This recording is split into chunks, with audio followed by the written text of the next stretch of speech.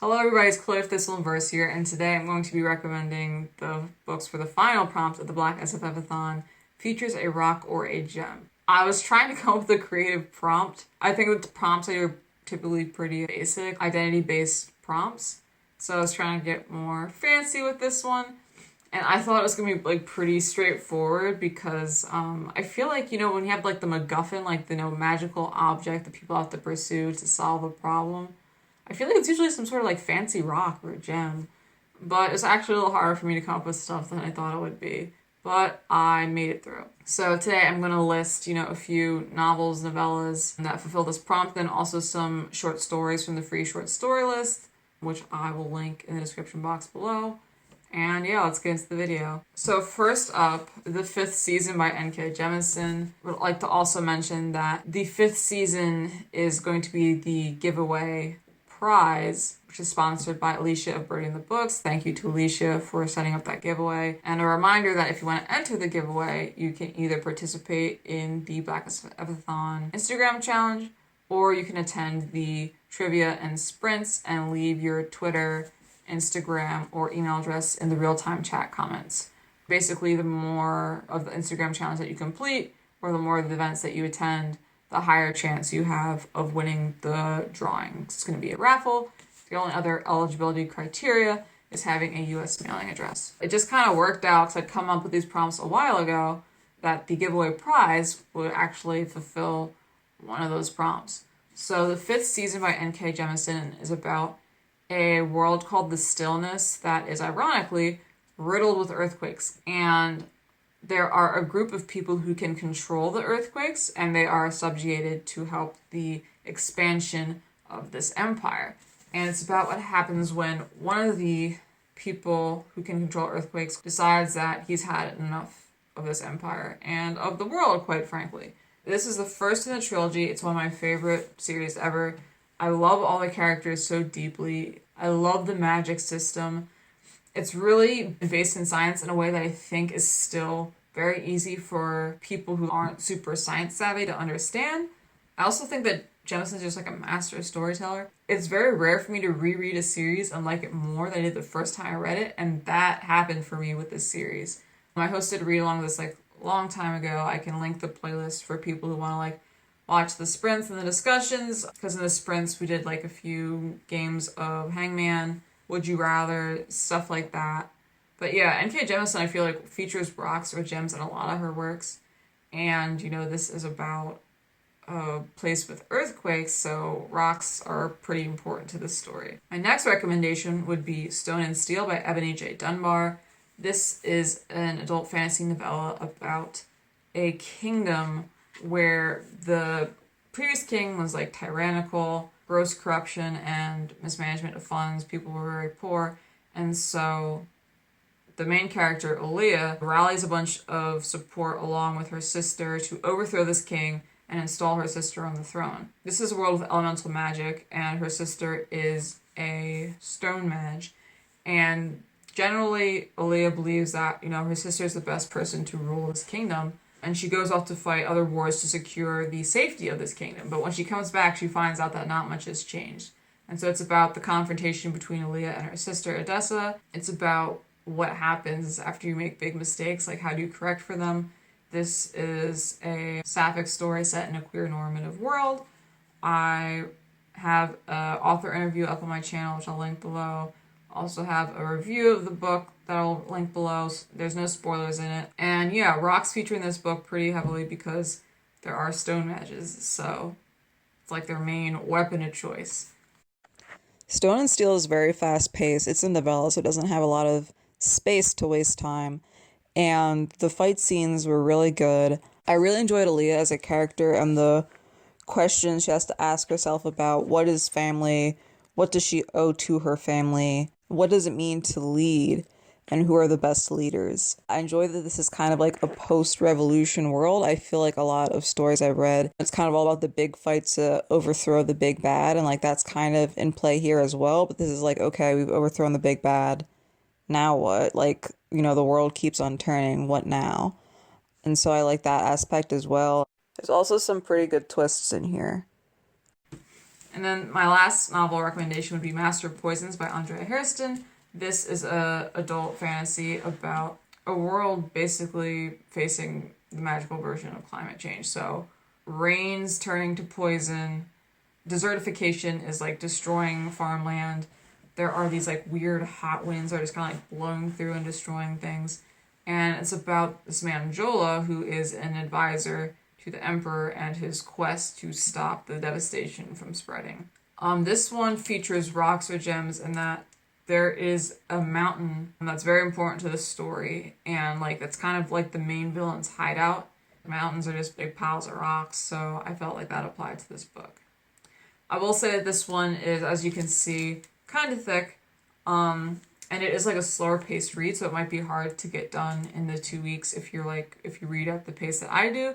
But if you're someone who reads like really fast, then this would be pretty simple for you to do over the course of the readathon. So what I think Master of Poisons does really well is the world building.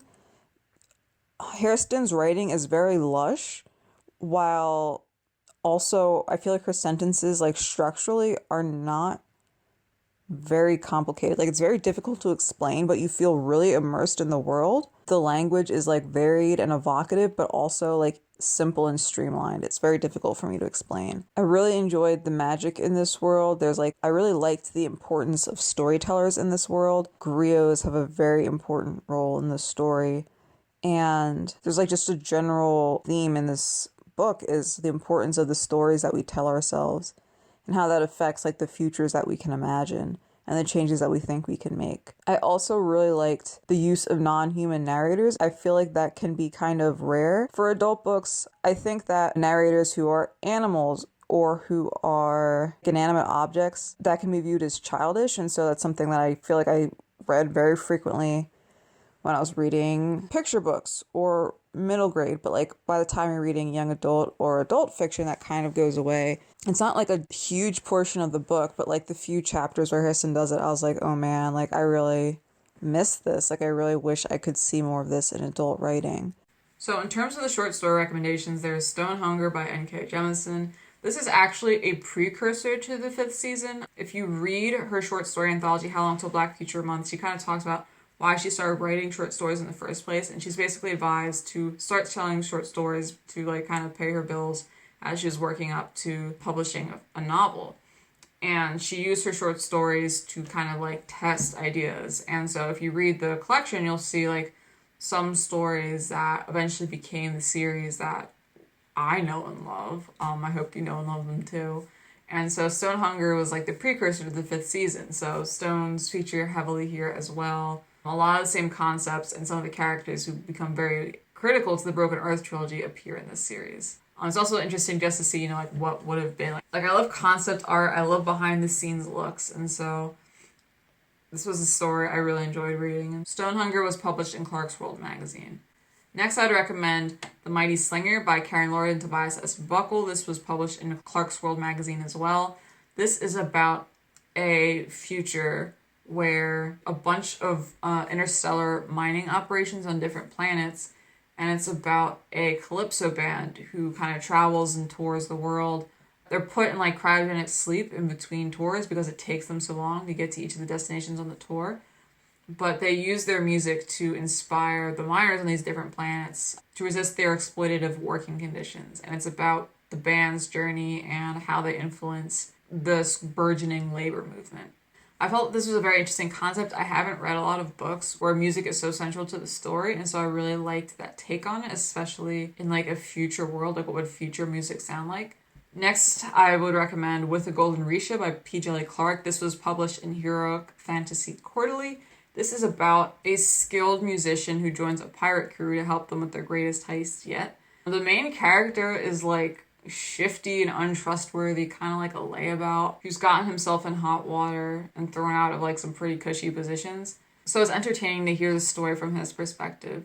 The rock in question is the Golden Reship. So the instrument he plays is an oud. My introduction to that was Song of Wraiths and Ruin by Rosanne Brown. One of the main characters in that also plays an oud. And Orisha is like the pick for the oud. It's not really a rock or a gem, but I felt like it was kind of in that same spirit, so I would recommend it. And this was like great if you like cursed treasure and like adventure and stuff, because you know they go on the heist and there's instructions about what you can and can't touch, and like you know there's a reason why no one else has been able to go to this site before and get this golden Risha. I think Clark is really good at writing action sequences, so I just had a lot of fun with this story. And finally, I would recommend Our Souls to the Moon by Tamara Jarre. This was published in Strange Horizons. This is about a woman who's working in this factory. I forget where they are. I don't think it's Earth, where they make these lenses because in this world, looking at the moon produces like drug-like ecstasy. And so the very wealthy are like buying up like telescopes so they can look at the moon. It's like not something that this work has ever been able to do. And in this world are also like people born with jewelry for eyes, and her girlfriend is one of them. And they're kind of like cults who like say that they can send people to the moon. It's like a very difficult story to describe. It's like very eerie, very mournful, very trippy. And I think I like that so hard for me to like classify and understand. So those are all the recommendations for the Black SFFathon. I hope that this helped you put together your TBR. Thank you for your patience as I get these videos edited and posted. Take care, and I hope to see you at the Black SFFathon. A reminder that that is running from October 2nd to October 15th. And so you can watch my announcement video for like the full rundown of all the events and such. But just a reminder that on October 2nd at 2 p.m. Eastern, we're going to be doing a night, it'll be night for some of the viewers, it won't be night for me, of Black SFF trivia with some of the Blackoweenathon co-hosts. Those will be Erica of the Broken Spine, Emery of Emery Empowered, and Deidre Shade Tree Reads, and Blackoweenathon was created by Brie of Locked Booktition. So that's going to be a lot of fun. I'm really looking forward to kicking off the readathon with this event, and I hope to see you there. So thank you for watching, everyone. Take care and have a good one. Goodbye.